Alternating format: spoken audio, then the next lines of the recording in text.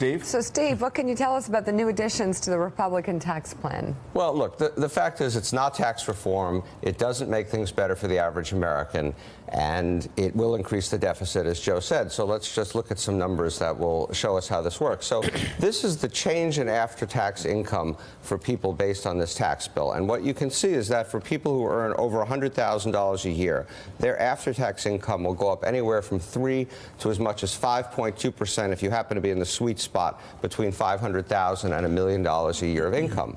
But for people at or below the middle, the increase in your after-tax income is much less. It's 2% going all the way down to 0.6%. This didn't have to happen. You could have made this, in fact, in the House bill, it was pretty much a flat line across here. In terms of the increase in after-tax income, and then later in the Senate and the conference, they added more goodies for wealthy people, like that 37% tax rate that you heard mention of.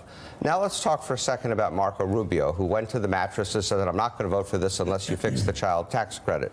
So here's what happens with the child tax credit, which is being doubled, but is also being allowed to apply to people with higher incomes. The only way to get the full child tax credit is to have an income of $400,000 a year, in which case, if you have 2 children, you get $4,000 more.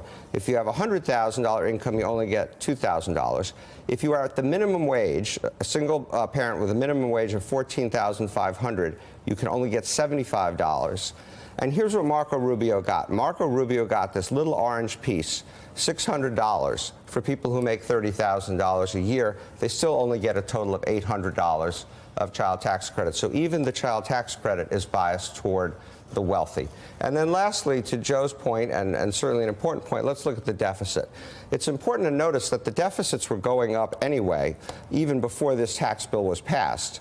And what this tax bill does is it adds on to that deficit enough to push us back over $1 trillion of deficits in 2021. We haven't been at $1 trillion of deficits since 2012, when Barack Obama was trying to save the country and was roundly criticized by the Republicans for doing so. And then when you get out toward the end, the individual tax cuts, quote, expire, and so it makes the deficit numbers look slightly better. Those tax cuts will be extended, and the deficit will just simply get larger as you get to those out years.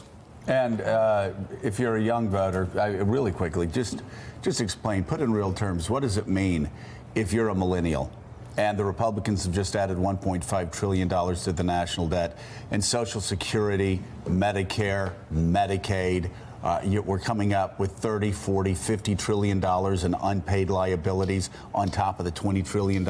Talk about how crushing that will be to somebody who's 25 years old today when they're my age, 54. Well, what's going to happen even before they're 54 is that taxes are going to start to have to go up. Skyrocket. Skyrocket. Services are going to have to be cut. Your children, who are millennials, my children who are millennials, are going to pay for our retirement. They're going to pay for our Medicare. They're going to pay for our Social Security, because there is nothing in the trust funds. We put nothing aside, and you have these huge, 10, 20, 30, more than the debt. You have tens of trillions of unfunded liabilities to pay for the Medicare and Social Security for all the people sitting around this table. So in the 1950s, when my parents started working, there were 15 people working for every 1 person on Social Security. My children will have 2 people working for every 1 person on Social Security, Medicare, and Medicaid. But we could have dealt with that if we had done it the right way. It should have been funded like an insurance program, where you pay into it during your lifetime and you get money out of it after. Republicans and Democrats don't want to talk about this. We're going to have to fix this. We're going to have to. And it's not going to be like Republicans want to fix this, because Republicans say, yeah, let's do entitlement reform. We're just going to kick a lot of people off of Medicaid. No, we're going to have to look at Medicare. We're going to have to look at Social Security, and we're going to have to save it for our children and save this economy for our children. But every time the Republicans talk about taking care of this, all they do is, let's go after Medicaid. Well, but they also, in fairness, they want to cut Medicare and Social Security as well. But their idea of saving it is to cut the benefits. Paul Ryan has made very clear that next year's agenda, which they can also do a lot of this, not Social Security, but they can do Medicare with 50 votes, is to go after Medicare. Donald Trump has said he won't do it, but he said a lot of things he hasn't done later. We'll see what happens. And I'm also tired of hawks talking about how we always need more defense spending. Doesn't matter necessarily what it is, but let's just keep piling on the defense spending when clearly the national debt is the greatest looming national security challenge we face right now. And you know, and we don't spend a whole lot of time on this program or any programs actually talking about one of the elements that Steve just alluded to, actually pointed out, Marco Rubio's child tax credit. The hardest job in this country is being poor. And tax bills like this ensure that poverty for many, many people is going to be both a life sentence and a death sentence. And we ignore it. Why should we have just given $4,000 to people who make $400,000 Yes. and $75 to people who get the minimum wage? Yeah. Well, which also goes to Social Security and Medicare. If you're going to save Social Security and Medicare, Republicans, you're going to have to do more than just cut benefits. You're going to have to make sure that people like Steve Rattner and Joe Scarborough don't get off free. We're going to have to get less in benefits. They're going to have to means test it.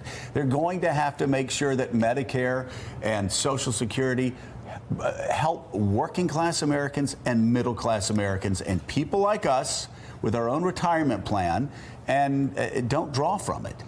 It's going to have to be a balanced approach. This White House says that they're looking after the forgotten man and woman of America. Well, if you call multinational corporations, they're forgotten. This is also, again, this is another reason why I said before, I wish I were a socialist because I would love to be a Democrat and run against Republicans that voted for the health care bill, that voted for this tax bill.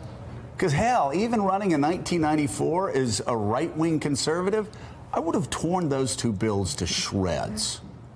And it would have gotten 75%. Because they're not conservative bills. They're radical bills, and they hurt working class Americans, they hurt middle class Americans, and they're just payoffs. We all know. Everybody knows.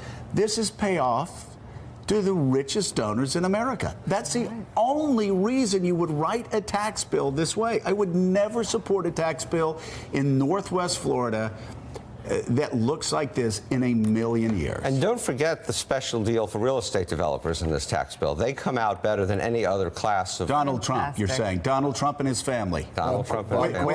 For their brand. Get up to $1 billion. The Trump family, some estimates suggest, will make $1 billion off of this tax cut. That's important. Them first. Still ahead on Morning Joe, it's not uncommon for countries to share intelligence, but it does seem unusual for presidents to publicly thank one another for it.